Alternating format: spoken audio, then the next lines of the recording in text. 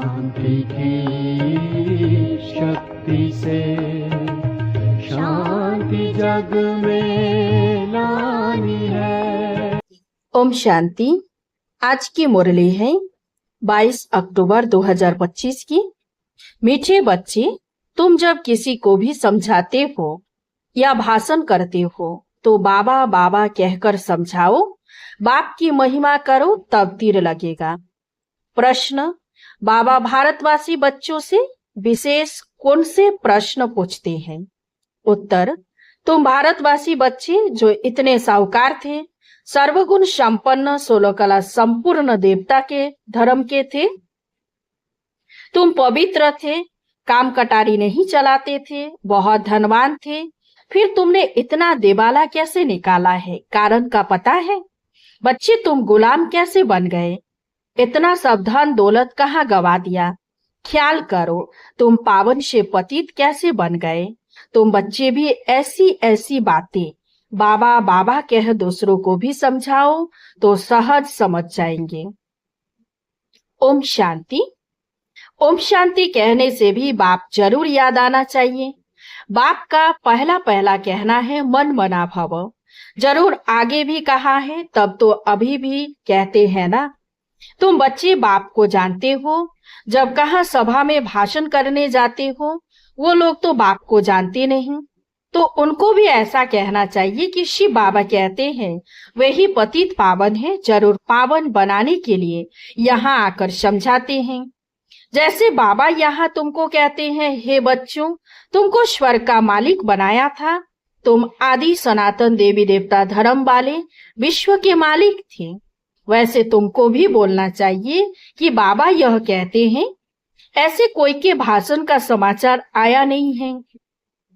शिव बाबा कहते हैं, मुझे उच्चते उच्च मानते हो, पतित पावन भी मानते हो, मैं आता भी हूँ भारत में और राजयोग सिखलाने आता हूँ। कहता हूँ मामेकम याद करो, मुझ उच्च बाप को याद करो, क्योंकि बाप वह देने वाला दाता है। बरोबर भारत में तुम विश्व के मालिक थे ना, दूसरा कोई धर्म नहीं था। बाप हम बच्चों को समझाते हैं, हम फिर आपको समझाते हैं। बाबा कहते हैं, तुम भारतवासी कितने साहूकार थे, सर्वगुण संपन्न, 16 कला संपूर्ण देवता धर्म था, तुम पवित्र थे, काम कटारी नहीं चलाते थे, बहुत धनवान थे, फिर बाप कहते तुमने इतना देवाला कैसे निकाला है? कारण का पता है? तुम विश्व के मालिक थे, अभी तुम विश्व के गुलाम क्यों बने हो? सभी से कर्जा लेते रहते हो, इतने सब पैसे कहाँ गए? जैसे बाबा भाषण कर रहे हैं वैसे तुम भी भाषण करो तो बहुतों को आकर्षण हो। तुम लोग बाबा को याद नहीं करते हो तो किसी को तीर लगता नहीं, वह ताकत नहीं मिलती। नहीं तो तुम्हारा एक ही भाषण ऐसा सुने तो कमाल हो जाए। शिव बाबा समझाते हैं, भगवान तो एक ही है जो दुख हरता सुख करता है, नई दुनिया स्थापन करने वाला है। इसी भारत पर स्वर्ग था, हीरे जवाहरों के महल थे, एक ही राज्य था, सब शिरखंड थे। जैसे बाप की महिमा अपराम अपार है, वैसे भारत की महिमा भी अपराम अपार है। भारत की महिमा सुनकर खुश होंगे। बाप बच्चों से पूछते हैं, इतना धन दौलत कहाँ गवा दिया? भक्ति मार्ग में तुम कितना खर्च करते आए हो, कितने मंदिर बनाते हो? बाबा कहते, ख्याल करो, तुम पावन से पतित कैसे बने हो? कहते भी हो ना, बाबा दुख में आपका सिमरन करते हैं, सुख में नहीं करते, परंतु दुखी तुमको बनाता कौन है? घड़ी घड़ी बाबा का नाम लेते रहो, तुम बाबा का संदेश देते हो। बाबा कहते हैं, हमने तो स्वर्ग शिवालय स्थापन किया, स्वर्ग में इन लक्ष्मी नारायण का राज्य था ना, तुम यह भी भूल गए हो। तुमको यह भी पता नहीं है कि राधे कृष्ण ही स्वयंवर के बाद लक्ष्मी नारायण बनते हैं। श्री कृष्ण जो विश्व का मालिक था, उनको कलंक बट लगाते हो, मेरे को भी कलंक लगाते हो। मैं तुम्हारा सदगति दाता, तुम मुझे कुत्ते बिल्ली कण कण में कह देते हो। बाबा कहते हैं, तुम कितने पतित बन गए हो। बाप कहते, सर्व का सदगति दाता पतित पावन मैं हूँ। तुम फिर पतित पावनी गंगा कह देते हो। मेरे से योग न लगाने से तुम और ही पतित बन पड़ते हो। मुझे याद करो तो तुम्हारे भी कर्म विनाश होंगे। घड़ी घड़ी बाबा का नाम लेकर समझाओ तो शिव बाबा याद रहेगा।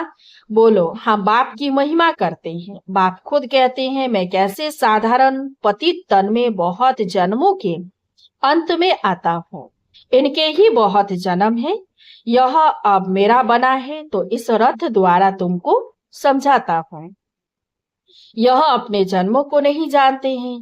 भागीरथ यह है, इनके भी वानप्रस्थ अवस्था में मैं आता हूँ। शिव बाबा ऐसा समझाते हैं। ऐसा भाषण किसका सुना नहीं है। बाबा का तो नाम ही नहीं लेते हैं। सारा दिन बाबा को तो बिल्कुल याद ही नहीं करते हैं। झरमुई झगमुई में लगे रहते हैं और लिखते हैं कि हमने ऐसा भाषण किया, हमने यह समझाया। बाबा समझते हैं कि अभी तो तुम चिट्टियां हो, मकुड़ भी नहीं बने हो और अहंकार कितना रहता है।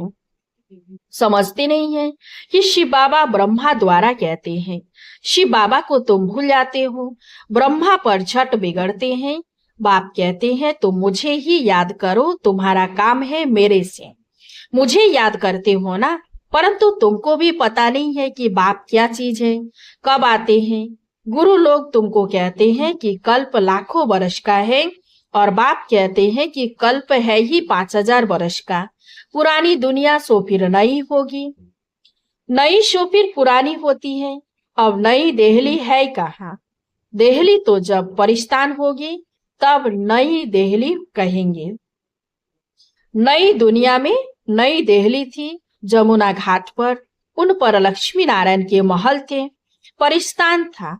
अभी तो कब्रिस्तान होना है, सब दफन हो जाते हैं। इसीलिए बाप कहते हैं, मुझ ऊंचते ऊंच बाप को याद करो तो पावन बनेंगे।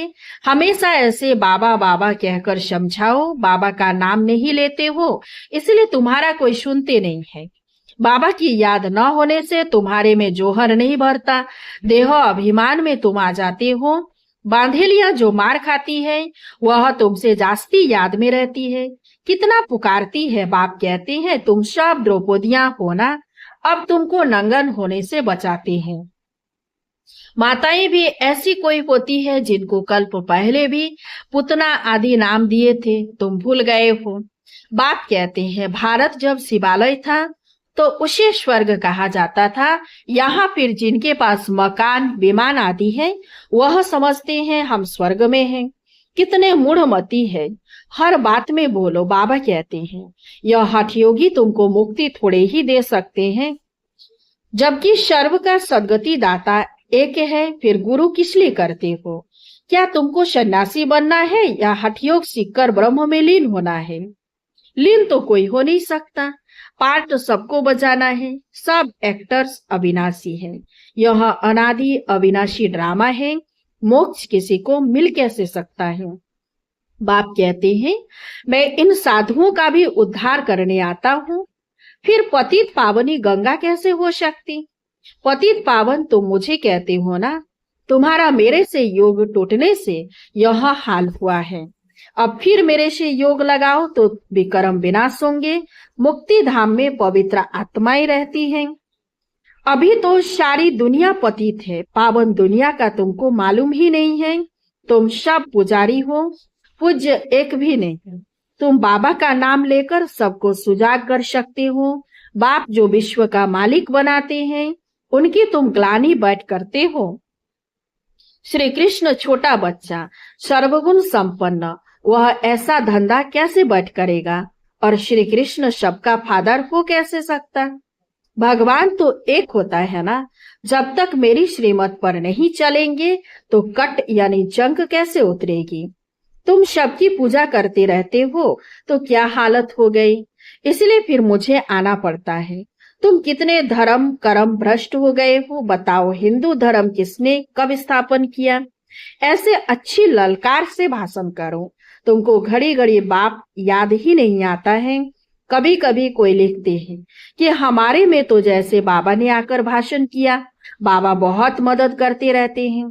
तुम याद की यात्रा में नहीं रहते हो, इसलिए चिट्ठी मार्ग की सर्विस करते हो। बाबा का नाम लेंगे तभी किसी को तीर लगेगा। बाबा समझाते, बच्चे तुमने ही ऑलराउंड 84 का चक्र लगाया है तो तुमको ही आकर समझाना पड़े। मैं भारत में ही आता हूँ, जो पूज्य थे वह पुजारी बनते हैं, मैं तो पूज्य पुजारी नहीं बनता हूँ। बाबा कहते हैं बाबा कहते हैं धुन लगा देनी चाहिए। तुम जब ऐसे ऐसे भाषण करो, जब ऐसा हम सुने तब समझे कि अब तुम चिट्ठी से मकोड़े बने हो। बाप कहते हैं मैं तुमको पढ़ाता हूँ, तुम सिर्फ मामे कम याद करो। इस रथ द्वारा तुमको सिर्फ कहता हूँ कि मुझे याद करो। रथ को थोड़े ही याद करना है। बाबा ऐसे कहते हैं, बाबा यह समझाते हैं ऐसे ऐसे तुम बोलो, फिर देखो तुम्हारा कितना प्रभाव निकलता है। बाप कहते हैं देह सहित सभी संबंधों से बुद्धि का योग तोड़ो, अपनी देह भी छोड़ो, तो बाकी रही आत्मा। अपने को आत्मा समझ मुझ बाप को याद करो। कई कहते अहम ब्रह्म स्वामी, माया के हम मालिक हैं। बाप कहते तुम यह भी नहीं जानते कि माया किसको कहा जाता और संपत्ति किसको कहा जाता है। तुम धन को माया कह देते हो। ऐसे ऐसे तुम समझा सकते हो। बहुत अच्छे अच्छे बच्चे मुरली भी नहीं पढ़ते हैं, बाप को याद नहीं करते तो तीर नहीं लगता, क्योंकि याद का बल नहीं मिलता है। बल मिलता है याद से, जिस योग बल से तुम विश्व के मालिक बनते हो। बच्चे हर बात में बाबा का नाम लेते रहो तो कभी भी कोई कुछ कह न सके। सर्व का भगवान बाप तो एक है या सभी भगवान है। कहते हम फालानी सन्यासी के फॉलोअर्स हैं। अब वह सन्यासी और तुम गृहस्थी, तो तुम फॉलोअर्स कैसे ठहरे। गाते भी हैं झूठी माया झूठी काया झूठा सब संसार, सच्चा तो एक ही बाप है। वह जब तक न आए तो हम सच्चे नहीं बन सकते हैं। मुक्ति जीवन मुक्ति दाता एक ही है, बाकी कोई भी मुक्ति थोड़े ही देते हैं जो हम उनके बने। बाबा कहते हैं यह भी ड्रामा में था, अब सावधान हो, आंखें खोलो। बाबा ऐसे कहते हैं यह कहने से तुम छूट जाएंगे, तुम्हारे ऊपर कोई बकवाद नहीं करेंगे। त्रिमूर्ति शिव बाबा कहना है, सिर्फ शिव ने। त्रिमूर्ति को किसने रचा, ब्रह्मा द्वारा स्थापना कौन कराते हैं, क्या ब्रह्मा क्रिएटर है। ऐसे ऐसे नशे से बोलो तब काम कर सकते हो, नहीं तो देह अभिमान में बैठ भाषण करते हैं।